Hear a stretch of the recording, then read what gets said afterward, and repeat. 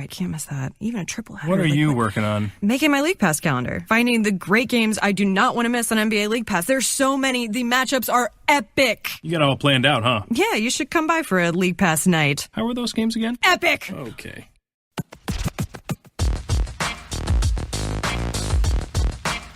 Yes, the Hang Time Podcast coming back at you. Sekou Smith at headquarters here in Atlanta. My main man, Greg Anthony, here. Sekou in the blab. First big trade of the season, GA. Mm-hmm. And I know you guys chopped it up about it on Players Only, and it's going to get talked about a ton more.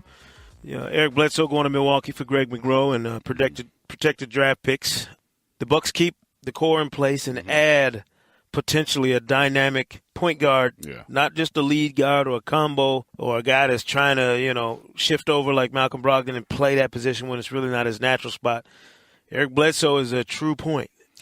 Yes, and also I think he has a chance to be an elite level Eastern Conference point guard because, when you look at the East, obviously you've got Kyrie and Wall. You would expect with Isaiah Thomas coming back, he should be able to get to that level. Right. Kemba is at that level.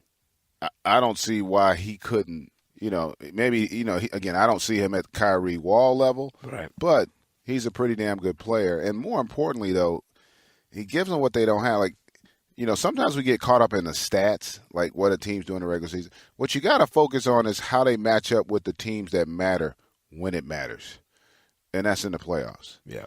And that's where you find out what you really are all about. And that's why we have Kyrie in Boston. Because when we got to the conference finals, we saw the gap between Cleveland and Boston. Right? Yeah. And you don't always see that over the course of the regular season. You're not on the same schedule. You're not playing 7 times. You don't have the opportunity to game plan and all those other things that come into play, the pressures of the postseason. And even though you look at it statistically, you say, oh, well, Milwaukee's not that bad offensively. Other than Giannis, they're guardable. Yeah. They're guardable. And I love Malcolm Brogdon. We talked about it, but he's a guy that might be better suited at the 2. Off the ball, yeah. And Bledsoe is a shot creator. He's a shot creator, which also takes pressure off of Giannis. Yes. Yeah. Remember, their leading assist guy is getting 5 a game, which is Giannis. Yeah. And Brogdon's about 4'8", 4'9". And again, I really like Malcolm Brogdon, but I actually see a dynamic, and Jason Kidd told this to Dennis Scott last night, where, they foresee him playing off the ball, giving him another playmaker on the floor, just maybe not at the level of Bledsoe and obviously not with the athleticism and the quickness that Bledsoe has in terms of being able to put pressure on your defense. Remember, when you're out there with Giannis, you're going to have more space to operate because the defense is going to tend to want to load to his side. So, it was worth the risk if you're Milwaukee to go out and make that move. And again, is all we talk about and all the hype. Milwaukee is in the midst of a 4-game losing streak. So it ain't before last night. It wasn't, even though Giannis is having an incredible year, they're trending in the wrong direction. They're going the wrong way. One of the worst defensive teams in the league, which is also another area where I think Bledsoe, while he hadn't played a lot of meaningful basketball, has the physical tools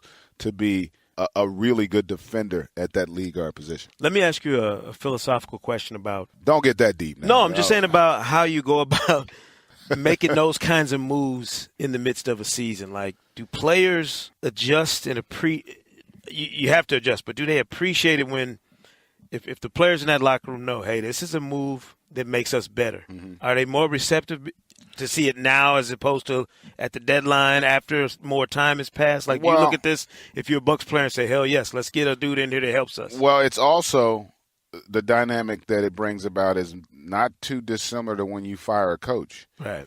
All right? When something like this happens, you're telling everybody in the locker room, you know what, guys? We ain't good enough. We're not really that good. We got to get better. And even though we're getting this guy, that doesn't mean you can slack off. In there's fact, pressure off of you, yeah. No, there's more on you because you got to also figure out and make it work. And it also tells you now that Milwaukee is ready to try to get to the next level, right? Right now they're a team that you look at and you say, they're going to be in the battle to make the playoffs. The hope is this solidifies playoff positioning, and now let's see what our ceiling is as presently constructed.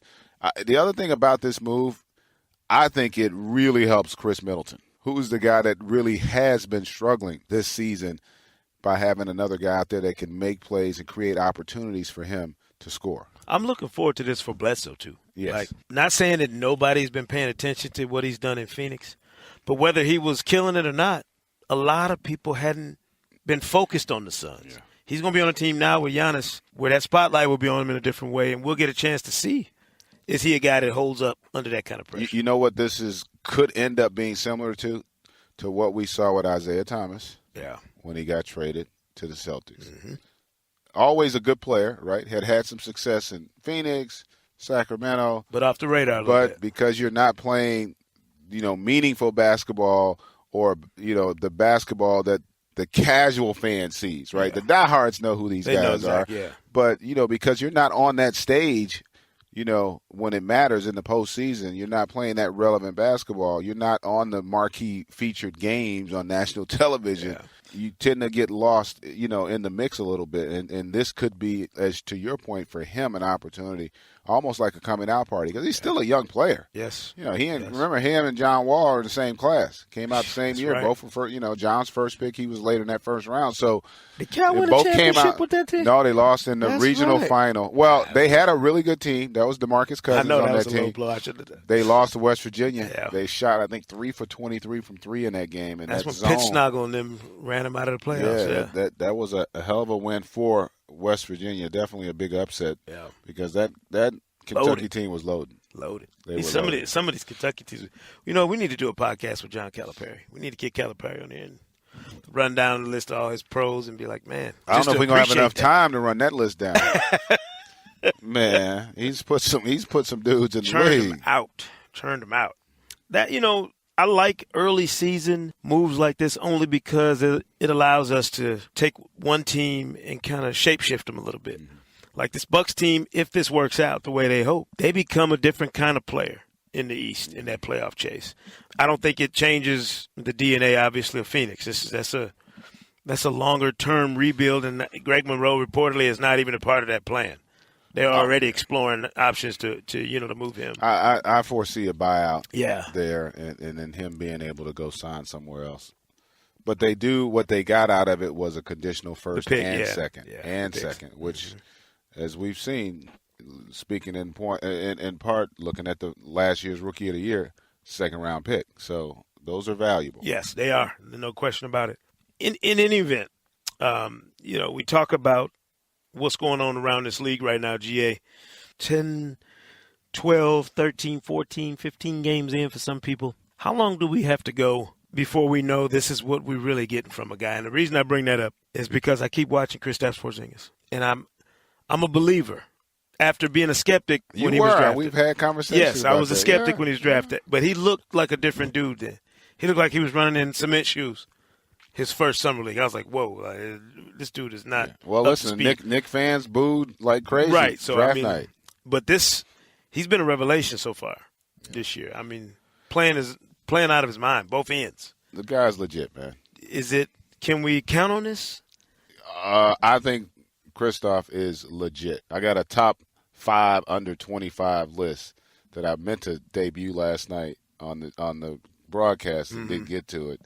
But he's legit. And quite frankly, with as much young talent as we have, he's right at the forefront, man, because his ceiling is because of his ability to really score the basketball at all 3 levels. Right. It's off the charts. Well, let's bring in somebody who is on the ground often, watching that Knicks team, seeing the evolution of Kristaps Porzingis. Bringing up our guest, friend of the program, Howard Beck. I was just talking to GA about this, a guy who would know, you would know as well, being a New Yorker these days. Is the Porzingis image that we're seeing right now, is this not only lasting, Howard, but is this legit? Like he's an A-list superstar in the making right now for the Knicks? I mean, it obviously looks that way, and we saw enough flashes of that his first couple of years that you thought this moment could be coming. Like everybody saw what the potential was at his size and his skill set, and that he also seemed to have the right mentality and a work ethic, and that he was grounded. And so those are the guys that you keep an eye on, because you come in as a rookie, wherever you're coming from, whether it's within the U.S. or a foreign player, you look at not just the physical makeup and the skill set, but okay, what are they going to do with it? Because guys come in with all kinds of talent and end up never really, fulfilling their potential because they don't work at it. All the early reports on him, every impression you got from the Knicks early on was that Porzingis was going to be a guy who was going to use all of this to the best of his ability and keep working at it. And then it was a matter of he has to stay healthy. He's got kind of an awkward build at 7'3" or whatever it is. And so it was just a matter of having time to put on some muscle and adjust to the NBA game. But then after that, it was, okay, well, how do we really know what he can do as a primary star until he's the primary star? Right. And moving out Carmelo gave him that opportunity, and then it was, okay, show us. Well, guess what? He's showing us. So where does this end? Does it end with him being in annual MVP discussions or a string of all-star appearances? I mean, I feel like that's still premature to the extent that, this is only a couple of weeks' worth. But the talent is clearly there, and I think the mental makeup is there, and you see him wanting the ball, wanting the responsibility, and at the other end going down and swatting shots right after he just hit a three or dunked at the other end. Yeah, and I would say this, too, in fairness to Porzingis. He's shown over the first 2 years in the league, but for health and strength. I mean, remember, the guy did average 14 and 7 and 2 blocks as a rookie. Yeah. At 20 years of age. He came back the next year and went to 18 with a higher field goal percentage. Increased his blocks ever so slightly. But he's shown the natural progression of becoming a really good player. And more importantly, and Howard, you're there, he's wired correctly. For New He's York, a pro. yeah. Remember, he did that in as dysfunctional a situation as we've seen in the league last season. You think about the Phil Jackson, Carmelo Anthony drama, that whole saga. He had to still deal with all of that, as a 21-year-old. And, remember, he's the guy that blew off that exit meeting. And let me tell you, that didn't go unnoticed from the brass of the Knicks organization. That also probably played a role in why Phil Jackson's no longer there. Right. This guy gets it more than most understand, and more importantly, he's also doing it in arguably the hardest market to do it in. So I think he's legit. You don't do what he's doing in a 10-game stretch. Coming off this ain't a guy that was getting 8 points a game last year. The guy was 18 points a game last year. Yeah. Howard, you know how hard it is to score in this league at that level consistently. I think the kid's got a chance. I'm more interested to hear your take, Howard, on Ntilikina, who I'm becoming more and more impressed with as I get to see him. His IQ and understanding of how to play, even though statistically he hasn't looked great, he seems to be getting more and more comfortable with every game. Yeah, and before people pass judgment on him or, think, the numbers aren't there, whatever, remember he missed most of training camp because he was hurt, and they've been easing him back into the rotation. I mean, I think right now he's on course, given that they really don't have great point guards on that roster. He should be on course for, if health sustains and if his progression that we've seen the last couple of weeks sustains in terms of his handle on the game, I mean, he should be a starter by December 1st. If he's not, I think something's gone horribly wrong, because there's no reason that this team, where it's at in terms of its development and its youth movement, Ramon Sessions, Jarrett Jack, those guys should not be ahead of him. They needed to get him going now. Let's see what he can do when he's handed the reins, just as we're seeing with, a lot of the other point guards who were drafted high in this draft. The knocks on him in terms of when the Knicks took him was, okay, he's got some length and maybe some defensive, abilities, but, everybody's so caught up in, well, Dennis Smith is more explosive and athletic, and how could you pass him up, or Donovan Mitchell. And those discussions happen within the Knicks for sure. But what they saw in Ntilikina was, first of all, this great wing. I think he's got a 7-foot wingspan and good defensive instincts to go with it.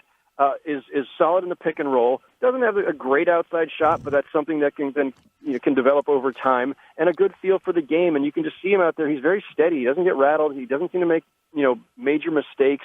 And as a rookie point guard, that's the big challenge. And so people around the league when I asked during Summer League, like, yeah, look, they're getting knocked for passing up on all these guys who seem to have either higher ceilings or leap off the page, leap off the floor.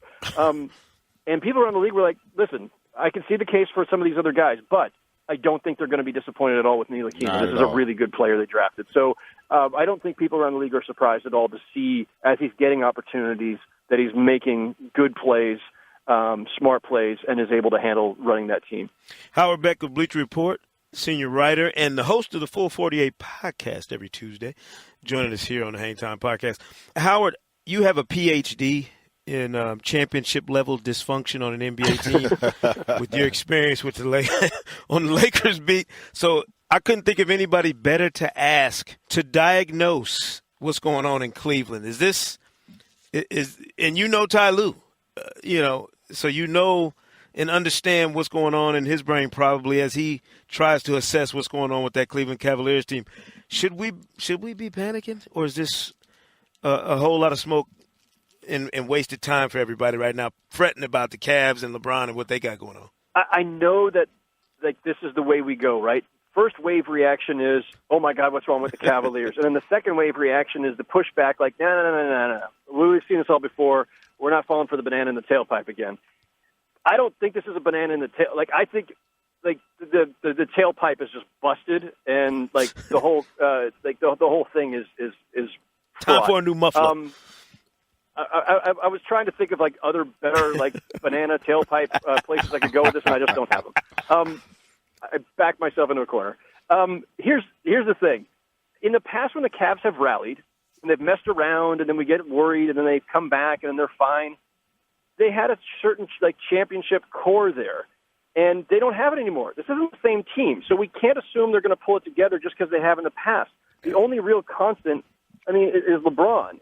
There's a few other guys who matter, Tristan Thompson, Kevin Love, J.R. Smith, but their second-best player is gone. And right now, for all practical purposes, Kyrie Irving has been replaced by Jay Crowder, Dwayne Wade, and Derrick Rose.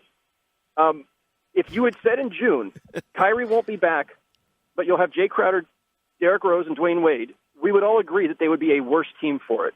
And look, the pick that they got in that trade, which is the linchpin of that trade, doesn't help them win right now, clearly. The Isaiah Thomas element is irrelevant until and unless Isaiah's back on the court. And so, now we're looking at Isaiah Thomas coming back at full strength, and is he now the savior? And by the way, he'll help them offensively, but clearly not defensively, because that's not what he does.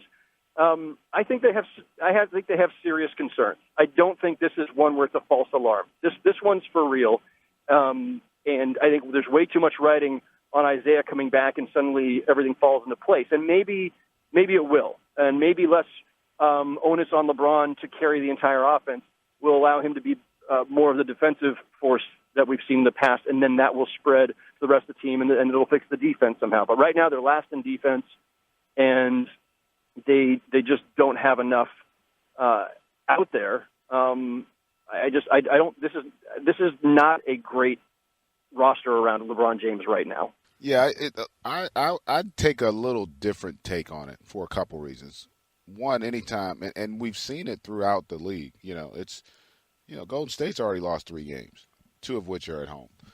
The fact that you have a really short training camp has a tremendous impact on your basketball team. The fact that you've got 7 new guys within your rotation has a tremendous impact. Like, for people to think, like, with all teams, generally it's going to take you till after Christmas. That's what a normal training camp, where you've got a lot of time, I say that all the time, to put your system, your philosophy. Like, basketball is like every other professional sport. There's a lot like, people think you put a jersey on and you just go play.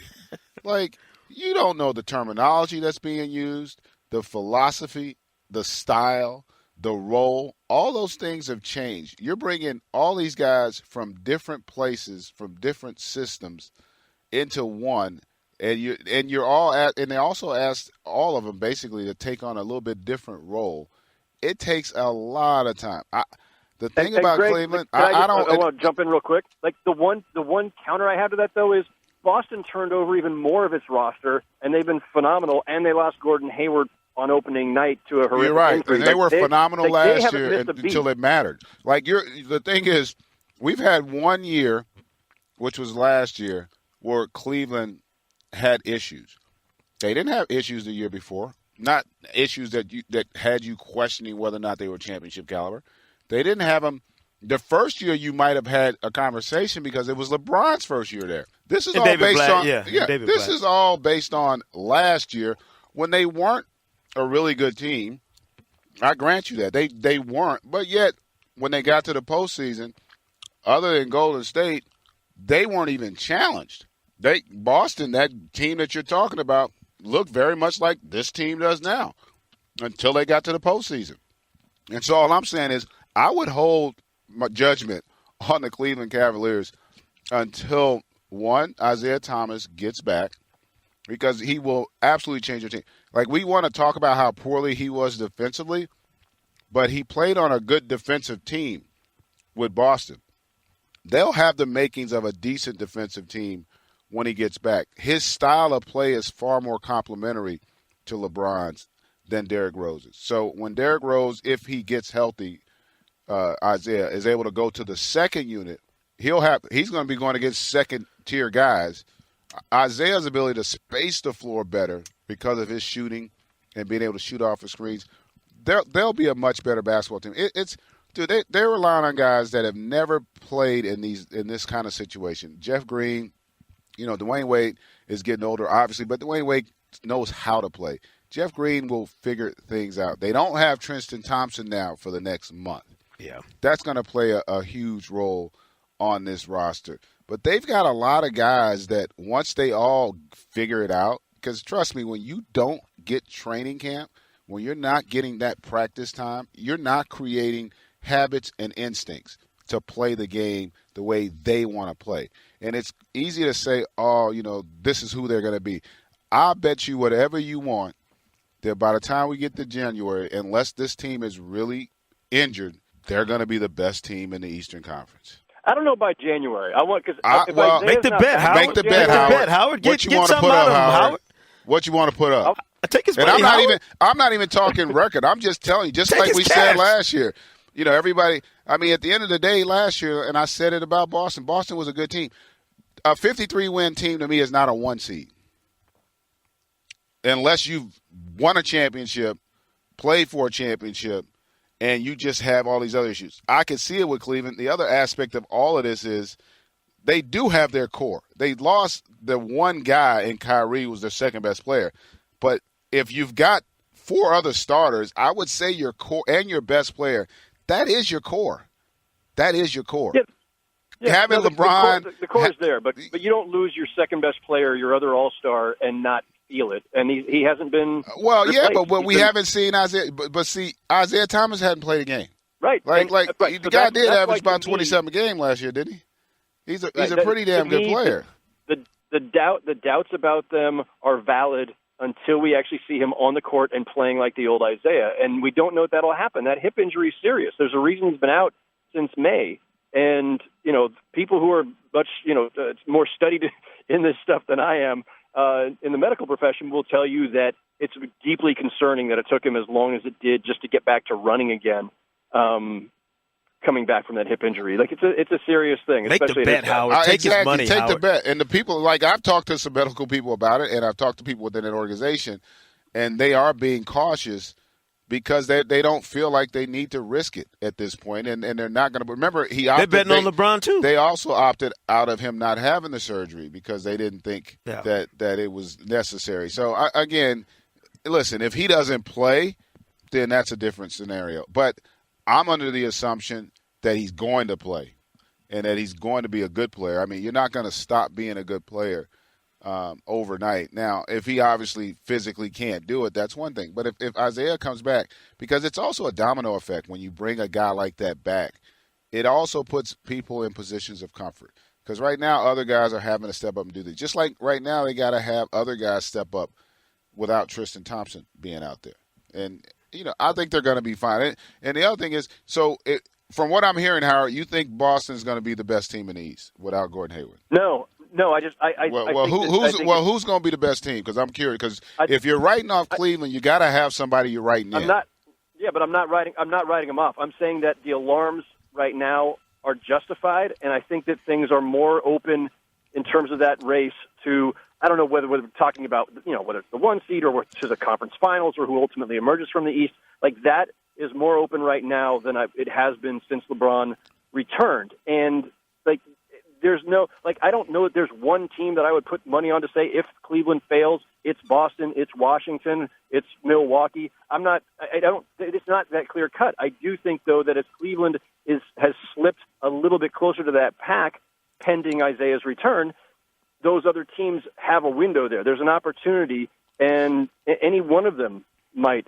emerge depending on what Cleveland does in the next couple of months, depending on whether Isaiah's really back to who he is. I would also say this. The thing about it is we're also not giving credit to that guy. I think he wears 23 in Cleveland. I think I've got to go look at his. I got to go. No, I'm talking about to have this conversation because think of it this way: when you look at who they've played in the East, those games generally, like, everybody gets caught up on their loss because they're not very good right now. They suck right now. Terrible on defense. Houston's going to score 200 points on the Thursday night on TNT. So what I try to do is, okay, but the thing about the league is certain games matter more than others.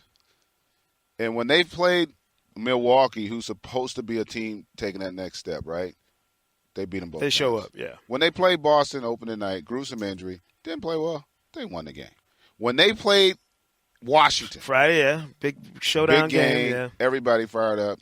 LeBron dropped 57. And so, and again, if LeBron had taken a step back, or maybe had shown that he's not still that guy, I'd be now. Listen, they're not a great team right now, but like I don't know how you would have thought they would have been a great team right now with only 3 days of practice, basically. Yeah. With the shortened training camp and with 7 or 8 new guys. Like it's hard. All these teams. Look at OKC. I know. Haven't beaten the Western Conference team yet, right? Yeah, all these teams, man. It takes time. And if they had last year's training camp, well, you know what? It would have been a better opportunity. I'm glad you brought that up, though. To put themselves in a better position. Who wanted a shortened training camp? Oh no, I think they should have. I'm not. It's not a matter of saying that. I'm not saying that. No. And they should have it. Listen, from the league standpoint, you're better served to have done this because these guys are going to play more games. They just are. I'm for it. All I'm saying is there's a reason why a lot of teams look. They talk about it in football because in football, like they don't practice as much as they used to, right? They've cut down. They don't play their guys in preseason. They don't practice. Like it. So it does. But get it. So if you do those things, while it helps you on one end, it does hurt you on the other. Your repetitions aren't there. Your chemistry, your trust that you want to build, that's different because this group hadn't played together. I know, but I think that Howard, makes a big difference. I think you raise a great point, Howard. Though, in the DNA of this team is as drastically different, even with just a few pieces. The core still intact. To me, Kyrie and LeBron were so intertwined as the 1-2 scoring punches on that team. That I think that's having, and I watched Kyrie live the other night, and got a chance to see him in Celtics green, and it's a different color uniform, but it's that same Kyrie, diabolical. Oh, he's phenomenal, off the dribble monster. He's phenomenal. That is no longer there. Like Howard raises a great point. That you don't have that element right now, and you don't know if Isaiah Thomas brings the element in the same complimentary manner I disagree. to LeBron that Kyrie did in terms of I disagree. LeBron being able to give him the ball and get out the way. I disagree. Will he and Isaiah have that same synergy as a 1-2 punch? Absolutely. My only concern about Isaiah Thomas having an impact is health. It has nothing to do. And I'm saying this by saying I also want to make the point.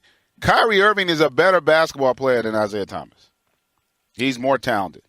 Isaiah may not believe it, and he shouldn't believe it. Right. But from my vantage point as an analyst, he is a better basketball player. But he's not an overwhelmingly better basketball player. And I will say this, too. What Isaiah did with that Boston group, first of all, even if you look at the numbers, Isaiah averaged more points. Yeah, but average more assists. I'm not arguing. Well, but I'm making my point, though. But I'm saying I'm not arguing. So all I'm saying is the other part of this that you got to understand is Isaiah ain't never played with a guy as good as LeBron. Exactly. That's my point. But I'm arguing the fit. No, not the but production. the fit is fine because Isaiah learned with Brad Stevens how to play. Like, people got caught up, Isaiah Thomas doesn't dominate the basketball. A lot of their stuff, if you go watch the games, they run for him where he doesn't have the ball. They ran stuff for him, and that's my point. They can't do that with Derrick Rose. They can't run stuff for Derrick to get Derrick catch and shoot threes. Derrick He don't shoot catch. That's my point. So when you talk about fit, when you understand how a guy plays, and then you can. That's why when people said with Kevin Durant, it was never a question of Kevin Durant fitting in there because his style fits. About Durant. No, but my point being, you're not worried. I wasn't worried about that. No, you shouldn't worry about it because his style, not just his talent, but his style fits what they do. Because Kevin Durant was never a ball-dominant guy. He's a guy who could catch and shoot the basketball consistently. No, and that's what I'm saying. I agree. Isaiah's style will complement what they do. And that's a big piece to be out because, to your point, wouldn't you say he'd be their second best scorer? Yes, absolutely. Absolutely. So if you take that second best scorer off the team, isn't it going to affect him? Yeah, but I will give you exhibit Howard. I'm going to give you exhibit B in our case here to GA and see if we can bend him to our side anymore. The fit in Oklahoma City. You know, when you say great players adjust, I always say this. I don't concern myself with true superstar players because they know how to adjust, sacrifice whatever needs to be sacrificed to make themselves compatible with other great players. They're still working through those same issues on that Thunder team. Absolutely. I will give them the time it takes, just like I think Cleveland deserves time. But by January, February, you're running out of the quality time you need to establish that. Cleveland, they don't need to be chasing from the 6th seed in January, February. So they better be the team you think they're going to be by then. I disagree. Okay, let's say hypothetically, to your point, let's say Cleveland finishes 6th. Okay, who's going to be 3rd? Let's say it's going to be Toronto, maybe? Washington? Milwaukee, maybe? Milwaukee, yeah. So you think that Milwaukee will beat Cleveland? I just want to answer to that question. I don't need to know about the other stuff. Do you think that pick whoever you want at the 3, Milwaukee, Toronto, you think they're going to beat Cleveland? I don't know what you think, Howard. In years past, I would have always bet on Cleveland and the core group they had together. This ancient Cleveland team that's running on the fumes of trying to get on the horse for the 4th straight year and make it back, I am nervous. I'm a little nervous. I'd be more nervous if they were in the West, because in the West you're going to have. In the West, I'd be worried about making the playoffs. Yeah, well, I think I still take them over Denver at the 8 or Clippers who are 9. I always give any LeBron James team the benefit of the doubt. There's certain things like never bet against the Spurs, never bet against LeBron. Like there's certain theorems we can all NBA axioms we can all more or less agree on, but. This is the most question marks this team has had since he returned, 3 summers ago. But what you guys aren't factoring in is the rest of the East. You don't think the rest of the East is right good enough now, to challenge? Detroit's 2. Right. Since y'all basing on what teams are doing right now. Detroit, no, because that's what we're doing. Detroit's 2. They won't be there. Well, but that's my point. You want to say they won't be there, but then you're not willing to say Cleveland will be, yeah. So I don't get the rationale, because what's the difference? So if you're basically saying Cleveland's bad because they're bad. Rallying. Yeah. I'm also not ruling out Cleveland rallying. I'm just saying there's serious reason for concern. I just more don't so see than in the past. For the first time, yes. For the first time since LeBron came back, this is the first time I feel concerned. I had more concern with him last year. Really? Than this. Well, because last year you had Darren Williams, but those Richard were late. Jefferson. No, but that was the group. Yeah. Remember, they had other than the first 6 weeks of the season, going into the Christmas game against Golden State, they had the second best record in the league. Like, people forget, they had a phenomenal. They gave it up late. Yeah. eight-week stretch to Boston start took the season. Yeah, Boston took the top spot. And Boston didn't take it. They won 53. Cleveland just didn't play go well. Like, for it, yeah. Boston didn't win 60. Like, if you win 57, 58, 59, then to me, Boston took it. But if you win 53, that's the least amount of wins for a 1 seed, I think, since like 07. Like, that didn't take it. I also all feel saying.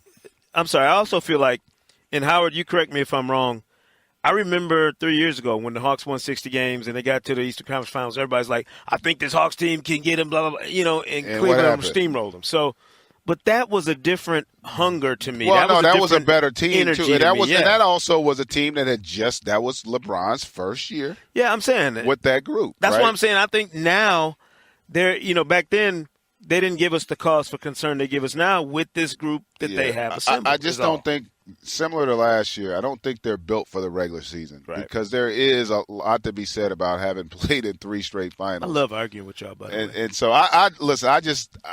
Look, they're a crappy team right now.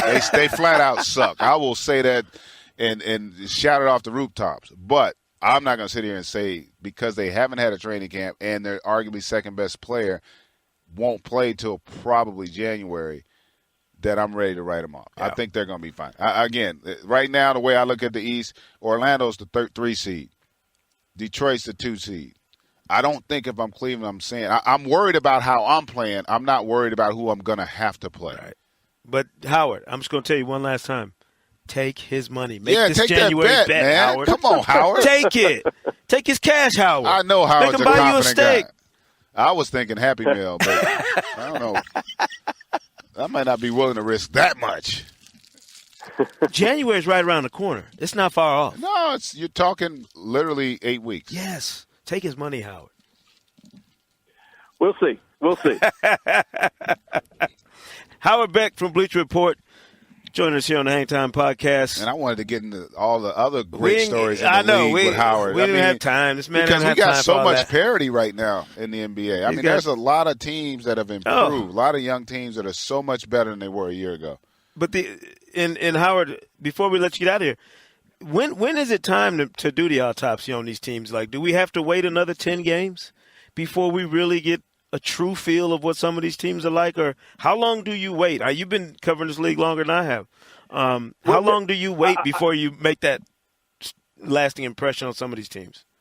I mean, if you ask, the GMs themselves, I mean, there's that 20-25 game mark where that's when you start to think, okay, we know what we've got. We know whether we need to start looking for trades. Are we cashing out on the season? Are we building for later? So you got to get 20-25 games in before you really judge. Like, that's why, no one should be overreacting to Orlando and Detroit being high in the standings, and we shouldn't overreact to Cleveland being low. My feelings on Cleveland have more to do with what I see in terms of the personnel and the construction of the roster right now than about the record itself. But yeah, by my own standards, I'd say no, we shouldn't be rushing to judgment on anybody right now. Yeah. And I'd certainly agree that like with the Thunder, when you've got 3 star players who have all been high usage guys, who have all been the center of their teams for years, like 11 games isn't enough for Carmelo, Paul George, and Russell Westbrook to figure it out. Like, that team absolutely is going to need more time. And so, I think, by the end of November, mid-December, that's when I think we'll have a much more accurate read on everyone. And even still, Cleveland will still be an exception there because Isaiah's probably still not back then, and we will still be talking about, well, they look a little better or they look a little worse, but we still won't know for sure what they look like until Isaiah's playing because he still won't be at that point. But for the rest of the league, I think by mid-December, you got a pretty good handle on it. Sounds good to me. Howard Beck, senior writer at Bleacher Report. And listen, I don't make it a habit of shouting out other people's podcasts on this podcast, but I will do so for my main man, Bex. I love the Full 48 podcast, Howard. Enjoy it. And we'll talk to you again down the road, man. Appreciate you coming on. And if you want to call GA back later, take that I knew that money. I knew that was coming. Sekou, you brokered the deal. When we go off there, I got to hang up. I got to catch a flight here. You guys figure out what the bet is. I'm good for it. No doubt. Got it, brother. No doubt. Appreciate it, Bex. Safe travels, Beck. All right, fellas. Take care. Take care. That these are the conversations. I know people have these conversations every. Absolutely. But these are. I heard somebody the other day belly aching about the NBA. Well, the NBA regular season not as good as the off season. You clearly have not had conversation. We talk about this stuff every day. Every day. Every and stinking the day. season's been really been entertaining because Yeah. you got, and that was the thing I wish we had the opportunity to get into with Howard, because you know how much he covers and has got his ear to the floor with the league. I mean, you think about all the great stories, man, that we just talked about. You got Orlando and Detroit, Philadelphia winning at Utah without Embiid. You know, what Ben Simmons is doing thus far this year. Minnesota's won 5 in a row. They're the 3 seed right now. You know, Memphis, no one saw Memphis being as good as they are. New Orleans with Boogie and Anthony figuring it out, even though that roster still. The Lakers playing 500 basketball right now, and their best rookie ain't named Ball. It's not yet. You know, Kuzma's been just off the charts, and you know, so there's just so many interesting stories right now around the league, and so many teams. Indiana, Oladipo, and Sabonis, who a lot of people didn't see a lot of, is showing what kind of a player potentially he's going to be. The Knicks with Porzingis, man, they've won 6 out of 7. This is a pie in the face of all these people who say, "Well, it's the Warriors." We don't even we don't talk about the Warriors in the first 10 stories. No, well, and that's the thing. We probably should. You got but you know what they've had for them? They've had their struggle, and they're also dealing with this. Look, people don't appreciate to go to 3 consecutive finals. Mentally, Steve Kerr I don't talks care about it all the how time. good you are. The regular season is so much harder because at the end, to your point, we talk about how the regular season doesn't matter. It's harder for the players to buy into when you've done that, and you know your only goal is the finals. Yes. And you know, and these teams today, they're all comfortable winning on the road. That was my other thing with LeBron. Yeah. Remember, LeBron has won he doesn't care. a road game in every series he's played played. in. Yeah, he doesn't care. And I don't know how many years. So, like, it's going to be interesting. And if you're a fan of the game, you got to love this infusion of young talent, the revamped rosters. Yes. These other teams now, we got to wait a little longer for them to all come together. But I think it's going to be an exciting season, man. Yeah, it's gotten off to a nice start. And to me, the fireworks could just be, getting cranked up. If you think about Rondo could be coming back here shortly near the end of the month for New Orleans. That could be a team that gets hot. Yeah. Somebody's going to get hot. Like, somebody's going to start playing well. Somebody's going to dip. I mean, all of this stuff changes from month to month. I was telling somebody the other day because they were telling me, hey, Cleveland's struggling. I said, what was Cleveland's record this time last year? Do you even remember? Yeah. Like, do you even know? No. They don't. I was like, exactly. Every season is its own story, and you got to let it play out. And every week of every month throughout the regular season in the NBA, things change. Somebody gets hurt. Somebody comes back. I mean, Milwaukee is going to get Jabari Parker back at some point.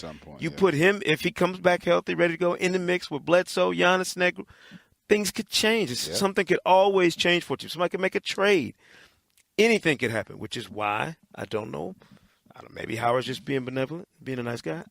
He should have took that money. Yeah, I was hoping. Well, no. What you meant to say, he should have took that bet. It wasn't no guarantee he's going to get the money. I was going to tell him, look, go for the cash. That steak dinner and all that stuff, you might, go for hard. You can't save a steak dinner. Yeah, you can't. Can't put a steak dinner in your back pocket and spend it later. You can't save that for a rainy day. But we can talk to our main man, John Schuhmann, like we always do here on the Hang Time Podcast, and his Schuhmann stat.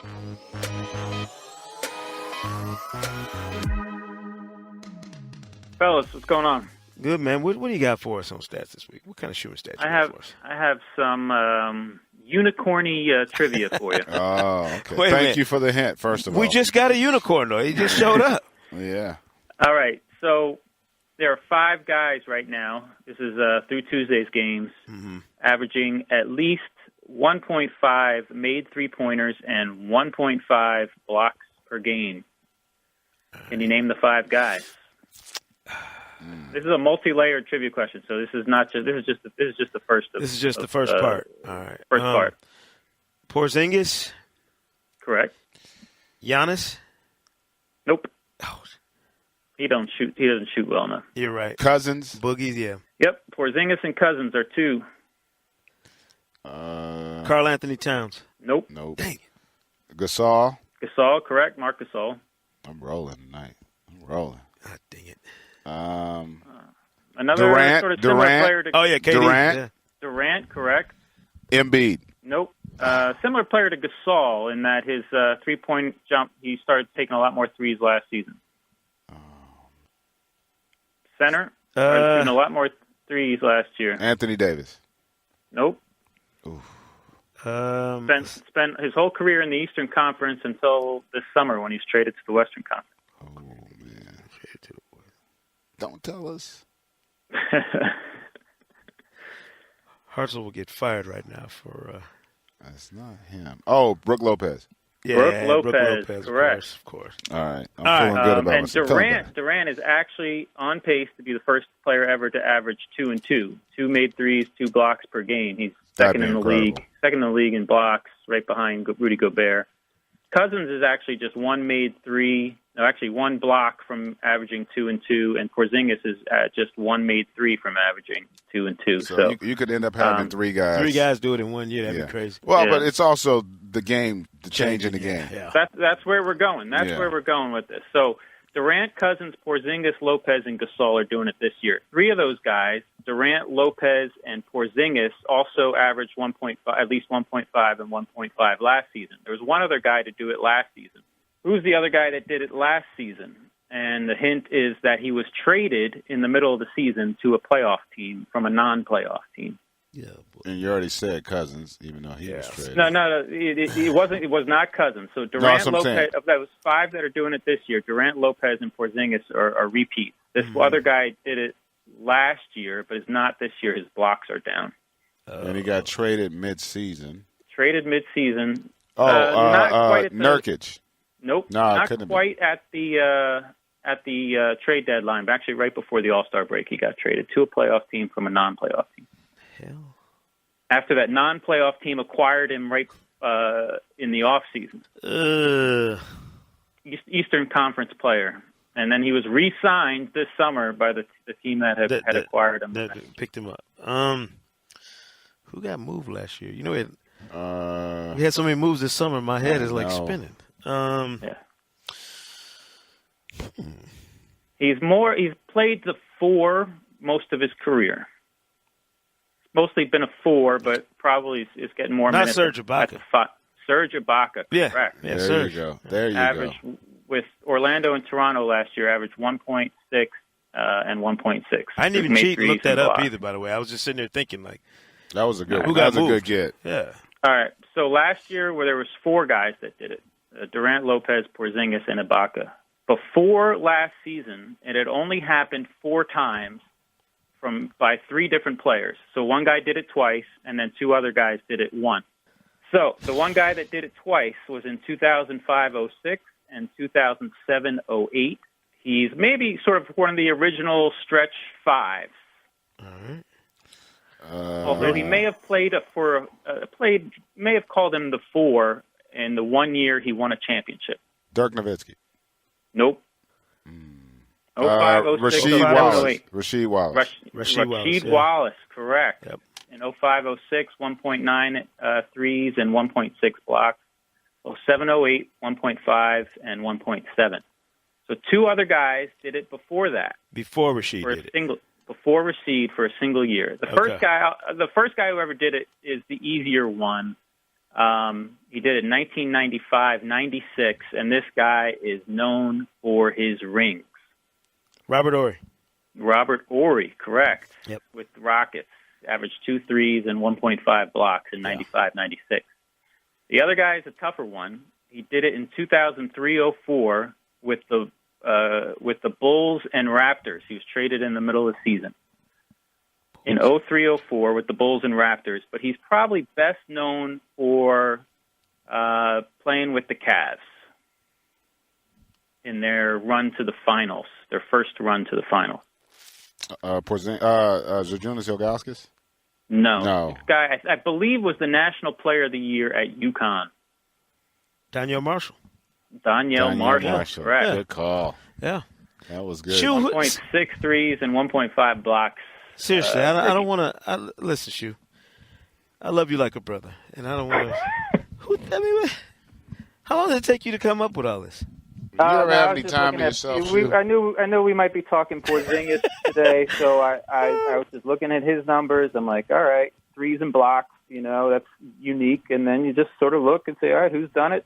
Who's doing what who's ever done what he's doing right now? He really is a unicorn. Yeah, he Yeah. really is a unicorn. Like, that was a great. Yeah, but it's amazing. Like I said, it's been done 4 times before last year, Right. and it was done 4 times last year, and now we got 5 guys this year that are possibly doing it. So it's just it tells you that you have now guys who can play inside on defense and then play outside on offense, which is kind of fun. I'm sneaking into the Sloan Analytics Conference this year so I can listen to Shoes. Like, Yeah. You're going to get some good stuff. If you that's do what I'm that. saying. Like, I won't This understand. is fairly simple stuff. This is like blocks per game. This is like trivial This stuff. is you get there, you're talking a little bit more. Shoot. See, now you're speaking with your brain to us, not really factoring in our brains. Yeah, take it easy, Shoe. This is not simple stuff. We're talking per game numbers here, fellas. This is just one number divided by another, and then that's how you find it. Hey, man, sometimes you got to keep it simple, brother. Listen, we appreciate it, Shoe. I'm feeling a little inadequate right now. I'm gonna go look at NBA.com stats page and study up a little bit. Got to get ready for next week. You're killing me. All right. Appreciate you, brother. All right, Take it easy, John Shoot. Schuhmann in the Schuhmann stat. Hey, talk about walking around I'm feeling tired. like you need. My yeah, brain, like, I need to go get a workout for my brain now. anyway. My man, John Schuhmann. Shout out to Shu and Howard Beck, of course, before Sean. But John always with the Schuhmann stat here on the Hang Time Podcast, keeping it crazy and that beautiful mind. Keep it working. I want some other simple numbers. Numbers that I can't remember. Numbers from the first installment of Bragging Rights. Please let me be on top. You're both under 500. So, both hey, tied. wait a minute. That means we tied. Or one of us Hey. went over. No, it couldn't have gone over. 1 and 2. You're all 1 and Both- 2. Good, all right. yeah. Sekou Warriors came up for you and Warriors Spurs. Yes. Cavs came up for GA and Cavs Wizards. And Yes. the Thunder. I had a disclaimer on that. Remember I said that's the kind of game where LeBron goes amped. You did. But I didn't made pick that it. note. You don't yes. really get a disclaimer for that, no, boss. You don't No, get a both- disclaimer, boss. Both at 1 and 2. This All right. week, going to start Thursday night. Cavs at Rockets. Ooh. Ooh. Ooh. That's going to be an interesting one. I'm going with the Rockets. The way they've been scoring, Harden, he'll be queued up for that when I'm going to Houston. Just to keep it real, I'm going to go Cavs. Just keep, I like it. try to pick up some ground. Try to get a little lead. Then we're going to go next night. Bucks Spurs. Supposed to be Bledsoe's first game with the Bucks. Ooh. Wish Kawhi was coming back. Me too. Bucks at the Spurs, huh? Friday night, ESPN. L 9 burger. Eastern. Oh, that's an L burger for the Bucks, I bet. You know what? I'm gonna step out on the ledge. I'm gonna go with the Bucks I'm going with the Spurs. in the upset. I like it. Finally, Sunday, matinee, Raptors at Celtics. I love matinees. Me too, man. I do. I really do. Al Horford's in concussion protocol right now. They got to have him back to have any chance to do what I think they should do in that game. I'm going to go with Boston. I'm going to go I'm Raptors. going to go Boston. I love Raptors, nobody's talking about them, Nobody. and they haven't played well enough to talk about them. But I think that'll be the kind of game that gets the juices more. Gets them cranked up. We'll see.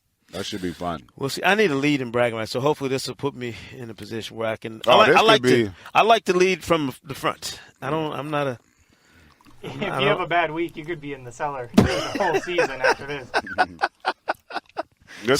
Somebody bit off more than they can chew. We're gonna find out which one of us it is. Well, listen. Shout out to our man Howard Beck from Bleacher Report coming on, joining us on this week's edition of Hang Time Podcast. John Schuhmann, as always, with the Schuhmann Stat. Remember to subscribe on Apple Podcasts for a new episode every week this season. Leave that glowing review. Show GA some of that good 5-star love. And we'll see you right here next week on the Hang Time Podcast. Thanks for listening to the Hang Time Podcast, and be sure to subscribe on Apple Podcasts for a new episode every Thursday this season. And as always, say Kuna Matata. Hey, Before you go, we wanted to let you know that we just launched the ability for anyone to advertise on podcasts. You're just a few clicks away from reaching millions of people in a way that you never have before. Advertise for a business, event, or kick off an awareness campaign for your brand. Start today at purewinning.com/CNN. Integrating podcasts into your marketing mix has never been easier. We'll even tell you how to save 15% on your campaigns for the rest of 2017. Go to purewinning.com/CNN to get started.